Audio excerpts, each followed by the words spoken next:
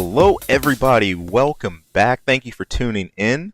This is Ian here, along with Chris. What's up? Hey, we are just coming off of Predator, and here you are. Welcome. This is going to be our big spoiler warning, spoiler review for the Predator that just hit. This is the fourth entry in what is this, 30 years now? About 30 years old? A little over. I think 87 was the first one. Now you're going to make me double check while we're talking. Fourth entry in a series that's a little bit over 30 years. This is a group of hunters you think of synonymous along with the xenomorphs, the aliens. They've crossed paths with them over the years. We've had greats and likes of our Arnold Schwarzenegger to Danny Glover starring in these films. And hey, here's the latest one. This is one that I think getting off the start had some. It's kind of shaky. It looked shaky in trailers. We had some doubts about it. A whole lot of reshoots happened, and that ended up inflating the budget for this one for a lot. I believe it was around 80 mil. Was it really? Jeez, I missed that. 1987 was the first one. So Thank you. 31 years old.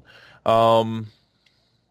Yeah, okay, so we've had Predator, we had Predator 2, then we had Predators. Yep.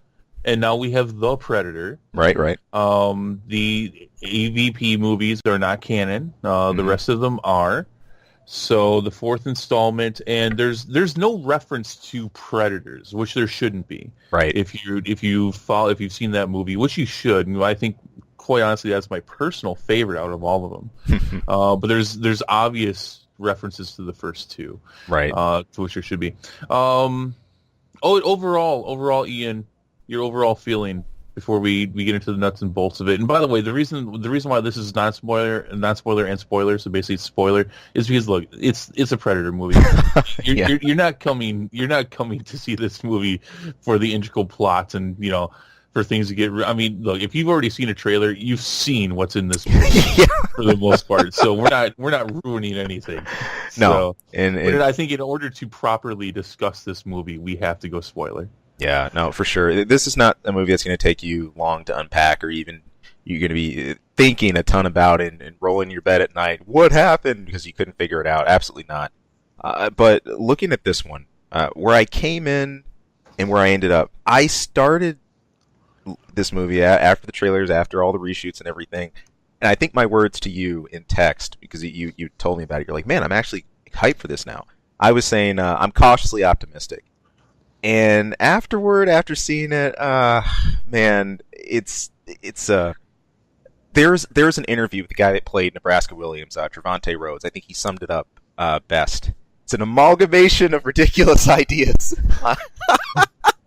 I'm a little I'm torn here, man. It's just like I feel that someone took like a wedding cake or birthday cake and like rammed it into a tree.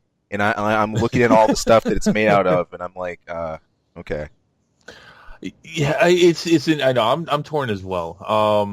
The first couple trailers that came out for this, I thought, oh my god, what are they doing to this franchise? You're gonna ruin the whole thing. Yeah. Then like we said some time ago on our weekly show, they're gonna do major reshoots. I don't know how much of that actually helped here.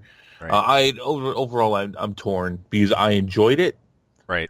But it's not a good movie. And ultimately, I think this was a step back for the franchise. Right. That being said, they did get some things I was really worried about. They did get some things right that I honestly did not think they were going to. But they got a lot wrong, too. Mm-hmm. I guess let me start with some of the things that I think they did really well with. Yeah. The cast is really good. And in fact, this ensemble cast, which is something that they had been talking about since the early production of this film, was something that they were touting that we would really like. They're right. They're right. Actually, I really enjoyed the cast for this. I thought it was really good. There's even some nostalgia in there. Again, you have, and I won't spoil this if you want to spoil it. Again, you have a son of a previous character from one of the first two movies. Right. Is in here, and it's a completely inappropriate. It's a completely appropriate and really cool spot. Right. The cast overall is really good. I think this is the best thing I've seen Olivia Munn do. Which I know she's actually been really selective about her role. She's trying not to be typecast as just a pretty actress, but she actually is trying to take on some badass roles. And it was a hit and a miss with X-Men Apocalypse, but this is definitely a hit and and out in the park. Or, I'm sorry, swing and a miss. But Yeah. this is hit out of the park. I think she did really well here. Yeah. My biggest complaint about Olivia Munn's character, though, and in fact, I would have to say that she's probably the breakout of the movie. Mm. Did they at any point say or even suggest that she had military training? Not that I can remember. No, okay. So I thought maybe I missed something because she's obviously a badass. Right. And for someone who's a biologist, which you can be a biologist and a badass too, but typically you're not. Right. Right. Yeah, and again, it doesn't really bother me so much, but I mean, there's obviously a lot of explanation for every other character in this movie as to why they're in the military, Mm-hmm. or they have history doing this or history doing that, Mm-hmm. or things that prelude to what they're able to do. But there's none for her. But she's automatically just like kicking ass and jumping on buses that are moving, and she knows how to use a gun. And she's a nerd, and which Right. is fine. You can be a nerd and do these things, but Right. there should be a little bit more explanation to that, I thought. I thought that she sort of took a page from Natalie Portman. I was thinking about Annihilation as soon as I saw that. Except in that movie, you had more explanation for it. She was this scientist. She really knew biology, specifically, genetics. She studied things on the cellular level. But if she needed to use an automatic weapon or use something that involved military training, she could do it. She proved this really early on in the movie. But it made sense. There was specific dialogue in specific sections where, hey, I trained in X zone. Hey, I was like part of this unit. So, okay. No, but not here. No. No, she can just do it. And again, that's fine, and I hope no one takes that with any kind of sexual connotations or anything that I'm being sexist in any way. No, in fact, that's not it at all. Right. But I actually kind of early on, I was almost kind of getting a little bit of a Princess Leia kind of vibe over the whole thing. Which I think was, which I think is even more badass. But then it actually kind of dulls the whole thing. It's like, okay, well, so this is less of a kick-ass character and more like Buffy the Vampire Slayer, where everybody knows kung fu, whether it makes sense or not. So at the end of the day, it kind of weakened it. I thought it's like for sake of plot and not for sake of character. Yeah. But overall, I think she did really well with the role. No, definitely so. And then that's tying into the larger team dynamic here is actually something I'd compliment about this one. You had a very strong kind of team-based feel here, like you did with the very first movie, but there's more of a dysfunction with said team. Right. And I think when you look at the first movie, and that's what a lot of people liked, was the team and the different characters. Right. They played well together.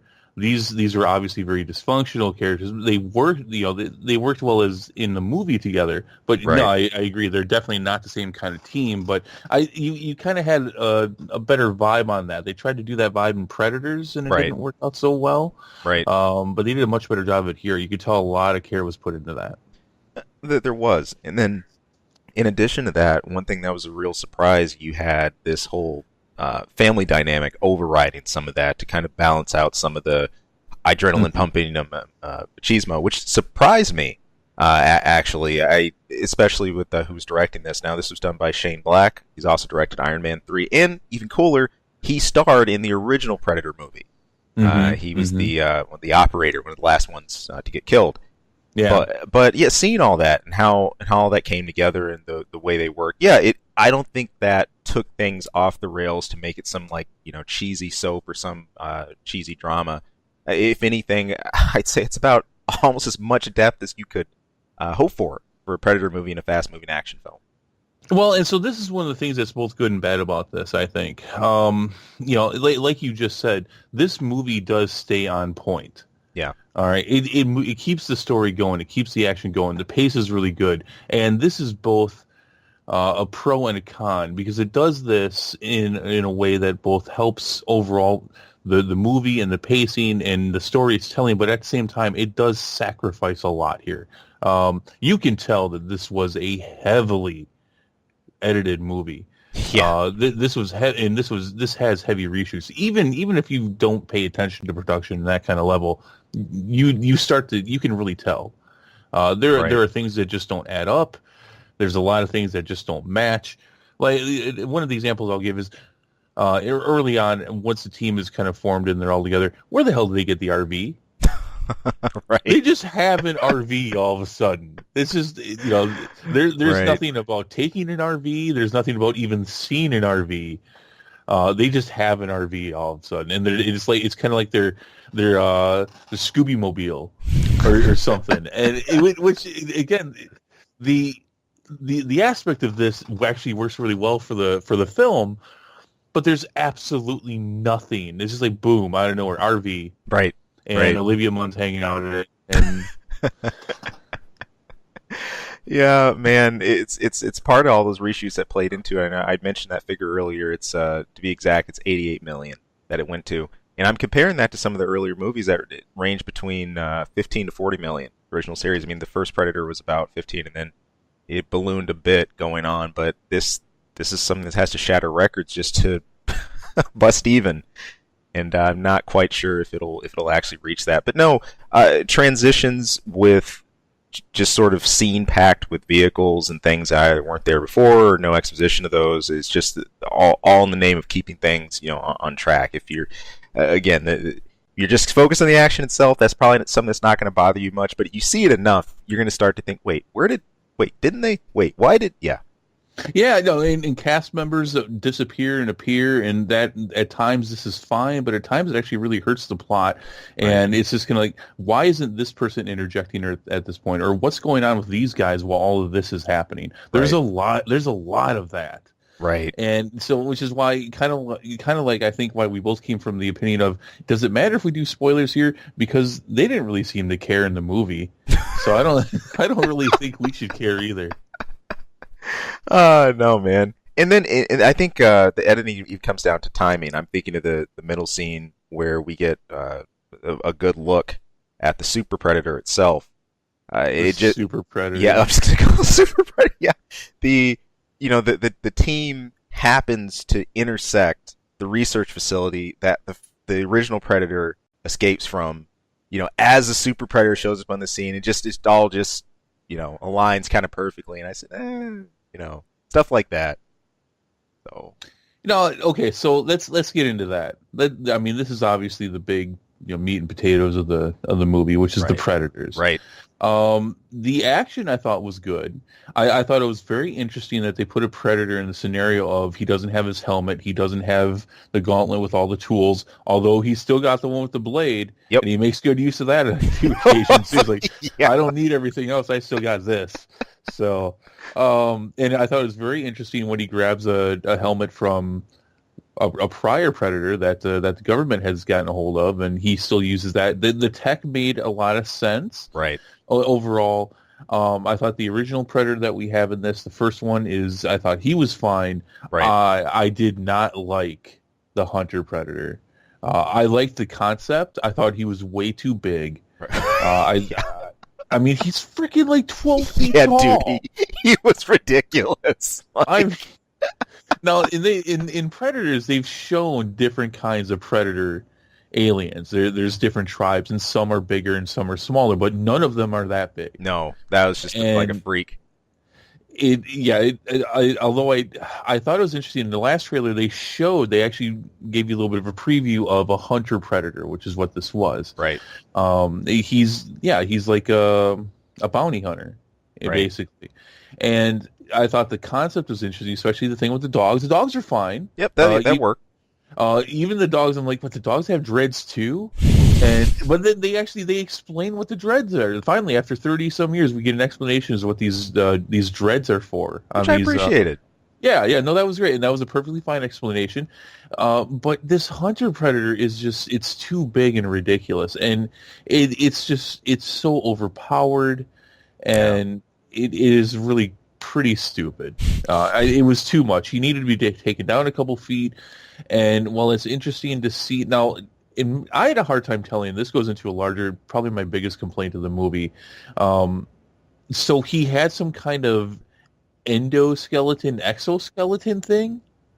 Right. What was going on with that? What was that? As far as I mean, is he pulling Iron Man nanotech on us? Is that what this was, or? honestly, the way I don't even know if we're even meant to delve into that too much, dude. Like, if it's even Really? if it's even worth like. Because one of the things that I think a lot of people have always appreciated about the Predators in general, just what we get from the films, is the tech Right. and is the design of the tech, and it's something that's been in large part pretty uniform throughout the movies, even the non-canon ones. But now we have this guy, and he seems to be using most of the same tech, but he's not wearing it. Right. And it was really odd, and then they made some kind of comment about how he has was it an invisible exoskeleton? Right. What is it? Like, And it's just, yeah, he can take bullets like they're nothing for the most part, but then at the end, well, should I say that? No, actually, I won't say that. Okay. You can spoil Okay. that if you want. I probably will. Yeah, I will say this. I mean, bullets basically bounce off of him in large part until the very end, where they just don't. Right. For no explanation. I should clarify something. The only thing about having no explanation, or at least as to why he suddenly becomes vulnerable, you can make up some headcanon, maybe that it just wore down over time, or whatever it was. No, look, you are right. As in, one of the most interesting things about this series is the tech and what we see in the Predators themselves. I just meant from a perspective of like, because there's a lot we're not given, from a perspective of thinking exactly how all this works, or what's the timing of it, how durable is it, how long does this hold out, what is this made, all of that. There's a lot of things that are just sort of fill in the blank that we don't have a full context to. But yeah, I think there's always an assumption that there's going to be like a hyper evolution of tech with even something that's as biologically advanced as the hunter predator is. The concept of the exoskeleton, like aka the exosuit, something that we've seen throughout the Predator series, even down to all the games and stuff like that, of course, but not quite to the level that we had here. So, yeah. But this goes, I think, in large part into my biggest complaint of this movie overall, which is I did enjoy it, but this is, I kind of talked about this a little bit in the editing. This is a sloppy ass movie. it is. It is very sloppy. From the writing is sloppy, the action is sloppy, the editing is sloppy. There's also, that being said, there's also some really good tight scenes, but in large part, I mean, like I said, in the editing, there's people that disappear. Like you and I were talking, because I wanted to double check with you before we started doing the review. I still don't know what happened with one of the main characters. Yeah. Did he die? At some point, we just don't see him anymore. And it's not like in earlier parts where there were cast members missing and then they reappear later on. He's gone and we never see him again. Yeah, this was we were talking about Sterling K. Brown, who also starred in Black Panther and a couple other big things. You remember him, but yeah, I just off the top of my head, I can't tell you the scene where he poofed, where we saw it. So, I mean, he was around when a bunch of people died, and then he wasn't around anymore. But a big deal was made of this character throughout the whole film, and appropriately so. Right. Up until he's just not around anymore. I think he died. I couldn't tell you, to be honest, though, and that's a shame. And look, there's cannon fodder and there's red shirts in movies, and that's fine. But right. When you're making a big deal out of a guy, you have to at least let them know, hey, in all this cannon fodder, he's dead too. Yeah. No, exactly. I'm looking at this too, action-wise and pacing. Yeah, especially because there's so much that happens, during like night scenes. This isn't quite some of the early like Bourne Identity movies, like shaky camera, but it's quick. You have a lot going on. It's sort of hard to make out some of the aspects. And this is saying for both of us, we really dig into action movies, and we're pretty regular connoisseurs of this stuff. So that was a little jarring, a little bit surprising. Right. There's one thing. It's one thing when something is intentionally sloppy, and you can explain it as to, well, there's so much going on, this kind of explosion, and there's that much blood for this and that. Look, that's understandable, and there's understanding to be sloppy in a situation to try to express what's going on in a moment. Right. But that is not an excuse for being sloppy so much and so often that a person cannot tell what's happening or what is at least the end result of what's going on. Right. That's just bad storytelling. Yeah. And tying into the pacing a bit here, I do want to ask you a little bit about this. So you have the original Predator when it's taken down. Quinn takes some of the weapons, He mails the tech home to his son, or his family rather, and his son gets a hold of it. He ends up deciphering this and activating it. That's what ends up drawing the attention of predators and stuff like that in the first place. But fast forward a bit, by the end of this, it's his ability to delve into the language and the way he can decipher all this is something that's actively, being used by the government and everything like that. Yeah. What did you think of that idea of his, especially having his son or like having a child as like the vehicle to sort of unlocking all this stuff that everyone's had just question marks in their head about the whole time? So it's a little too convenient that our main character just so happens to have a son whose disability is also an advantage into understanding alien technology. Right.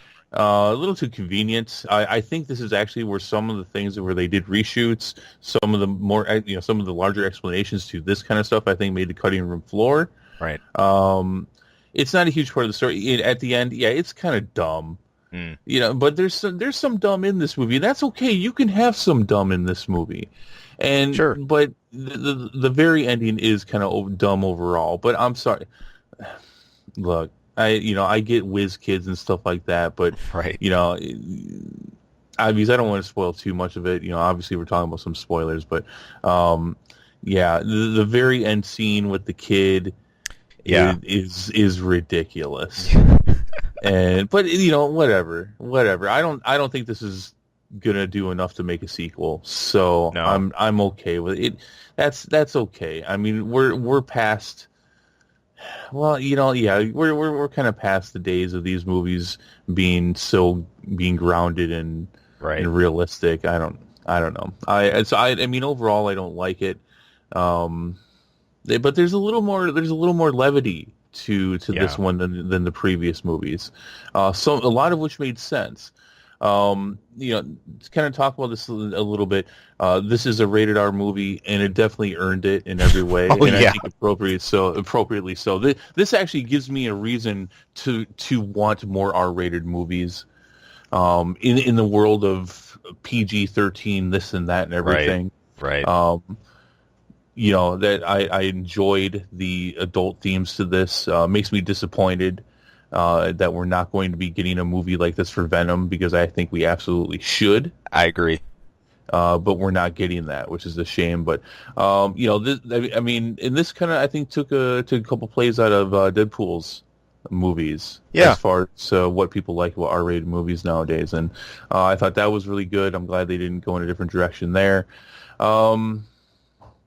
Yeah. So, what was your feel on the Hunter Predator? I mean, I know I said what I thought, but No, I remember the first scene, the scene that I'm really jumping back to, was when it stands at full height in like the night scene in like front of the original like escape predator. I was like, this is so overkill. Just a bit much for having something that overpowered sort of appear. After all these years we've had, and in the whole, I mean, we had a slight explanation of all like the gene splicing and things like that are happening, which, it narrows down. It narrows down my other issue here, that the Predators collecting trophies has more of a purpose behind it as to what they're actually doing with this, and what the way they're leveraging DNA and splicing that into their own evolution. And I'd understand if something like that had more of a development, if we saw its walk, sort of what it came from, but we don't really have a whole lot of pre-context. We just know that this is what they're doing, and now this popped up.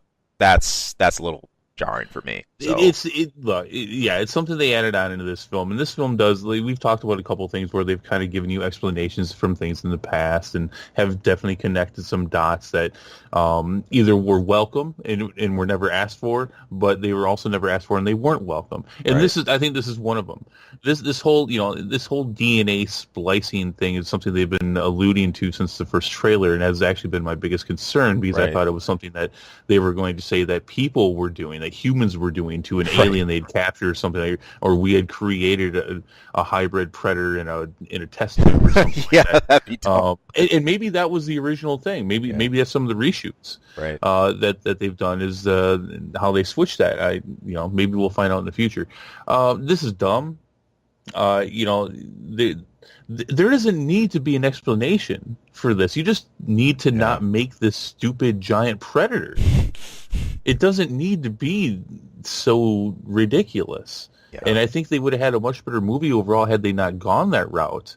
They give some explanation as to why predators are showing up more often, and that's all fine. That can all hang out Sure. where it is. I think that's an interesting part of the story. But this whole, super altered predator just isn't necessary. I don't think it drew anyone in. No, part of the fun of Predator was more of their civilization, more their tech, more Right. their behavior patterns, and why. If anything, I didn't.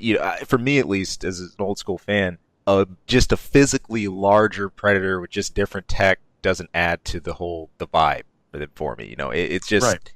it's not needed. No, and especially in the last one where they did introduce different tribes and there were bigger and smaller predators. Exactly. They could have gone off of that. They didn't need to bring in some some big DNA altered predator, some larger story for that no one cares about. Right. They had enough of a story, I think, as it was. This is part of what I think we agreed on, that there was some over convolution with story. This is one of the biggest letdowns. I think, besides the fact that this movie in times was just way too sloppy. This kind of overall goes into the sloppiness too, because there was just too much going on. Right. And this is part of it. You didn't need this. And I think a lot of people, especially hardcore Predator fans, would have appreciated seeing a different Predator from one of the new tribes that was introduced in the last movie. Show them with dogs. Show them with the markings. Show them wearing the armor. It's kind of one of those things. It's like, nobody wanted this. Right. And I don't think you sold anybody on it either. Yeah. Not me, at least. This movie is good almost despite what you think is your highlight, which is actually a downfall. Right. Which is an irony. I can't help but think that. So, but with all that too, just with that theme alone, with the few of the revelations you know about Predators, the stuff at the end, there's a lot of sequel baiting we have happening. Oh my here. God! And I always sort of cringe when I see that. It's like no. You've got, there's enough to make a self-contained story here. You don't have to jump at that. At the end of Predator 1, I wasn't concerned about 2. The same thing at the end of 2. Both of those are just great standalones. It just happen to go together well. But it's all about world building and franchises and I know. and shared universes. And quite honestly, Alien versus Predator could have gotten in on the shared universe before the MCU was a thing, but they kind of mucked that all up, didn't they? So I don't want to see him go in the route. It doesn't sound like you're spoiling the very end. I won't either. Yeah. It's very cheese. It's kind of dumb. It's kind of cool looking. Yeah. But it's overall very dumb. And I don't think this, from what I can tell, it's doing okay 24 hours after its release. It's doing well. It should win the weekend. But I don't know if this is going to be enough for a franchise. And I kind of hope it doesn't. And maybe they should just stop that. Maybe the way to go with the Predator is kind of how they've stumbled into it accidentally, which is, you're telling unrelated stories every time. Right. People are still interested in the Predator. Yeah. And I think this last movie has had enough creative connective tissue with the prior ones that you don't need to go any further than that, and just keep telling really cool Predator stories. Sure. Part of, like you said, that whole disconnectedness is ironically what sort of marries it. The idea that this existential threat isn't just something limited to the military. It isn't just something limited to populated city. It can just pop up, and just that whoever's there has got to deal with it. So it's not about a 12-year-old kid who can use alien tech. It's not about a military guy who's got issues with authority. It's not about specific predators. Right. It's about badass predator aliens hunting people. Yep. You just build off of that. Don't build off some 12-year-old kid. Oh man. So at the end of all this, man, out of how many Predator should we rank? What's going to be our measurement? Oh my gosh, Predator dogs. I like that. All right. So 1 out of 10 Predator dogs. I'm going. This is kind of weird. I'm going 6.5 Predator dogs. 6.5. What happened to the other half of that other dog, man? I don't know. At some point, I think I saw in the movie it got cut up, but I couldn't know what was going on. Ironically, that's actually a reference to something real in that movie. It is. That's the best part. I had set on a 5 on this for the longest. Really? I had, 5? but you know what? Just looking at this in its entirety, doing some thought after I saw it, my nostalgia pulling through, I'm bumping this to 6. 6 Predator dogs. Give it a 6? Yeah. All right. I want a Predator dog, by the way. Are you sure about that? Actually, yeah, I can only imagine what it costs to feed one of those things. Oh Lord. That was fun, though. That was fun. And if they would have kept the levity mostly to the dog, I think that would have done a lot better for him overall. Right. Okay, yeah. Let us know what you think. Did you enjoy the movie? Do you where does this rank as far as your Predator movies? Is it your favorite now? Is it your least favorite? Which one did you like the most? Sure. Go ahead and comment below. Let us know. And if you liked our review, go ahead and check out our other ones and maybe like and subscribe. Hey, by all means, that will, of course, enable us to do more and more in this channel, bringing a higher and higher quality. We don't really have any other specific movie reviews of current movies coming out for this month. Now, we are going to have a couple more things on our channel. You're going to be seeing here some old school movies. Some old school, some newer school, just stuff that we all like. Did you just say old school ass movies? No, I didn't. That's why I've had to check these. You never talk like that. No, I didn't. Okay. No more movies this month, but it picks up again in October, and then November, December, we're smashed in the face with movies again, like we usually are. Yeah. So, but hey, more to come. Of course, as Chris has so delightfully said, thank you all for tuning in. We hope to see you guys again here very soon. Stay watching. We'll catch you later. Hey people, thank you for tuning into this episode and taking a listen. If you like our content, if you like what you're listening to, is there anything to go over, hey, please, we would not only love to hear more from you, but it would be great if you could throw some support. You can subscribe right below. Also, you can toss us a line anytime. That's ksongmedia@gmail.com. Of course, you can tune in for our channel anytime for movie reviews, game reviews, a lot of random wacky stuff. Yeah, who knows what you'll hear. And of course, our episode each week where we're bringing the nerdiest things we can find, dig up, and maybe not find. Maybe the stuff that just drops in our laps. But anyway, hey, thank you so much for tuning in. Thank you for listening. We hope to hear from you again later. Take care.